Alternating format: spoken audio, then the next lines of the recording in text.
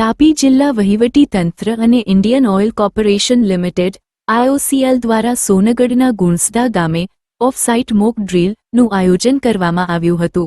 પશ્ચિમ ક્ષેત્ર પાઇપલાઇન્સના Songadh pump station દ્વારા યોજાયેલ આ કવાયત દરમિયાન ડેપ્યુટી જનરલ મેનેજર શ્રીજી વહાણે અને તેમની ટીમે પાઇપલાઇનમાં થતી ચોરી અટકાવવા અને સંભવિત દુર્ઘટના સમયે સાઇટ મેનેજમેન્ટ કેવી રીતે કરવું તેની વિસ્તૃત માહિતી આપી હતી.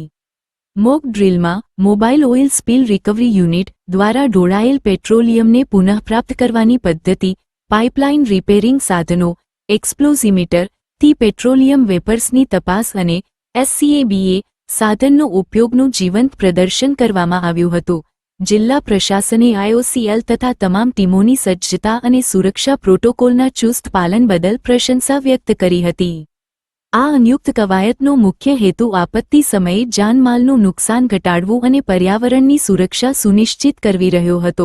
આ કવાયતમાં મામલતદાર શ્રી રાકેશ રાણા સાહેબ, ડિઝાસ્ટર DPO કરણભાઈ ગામિત, તાલુકા વિકાસ અધિકારી Tejasbhai Chaudhary, Songadh fire brigade, police અને આરોગ્ય વિભાગ તેમજ JK પેપર લિમિટેડ અને ગુજરાત સ્ટેટ ઇલેક્ટ્રિસિટી કોર્પોરેશન લિમિટેડે સક્રિય સહભાગિતા નોંધાવી હતી.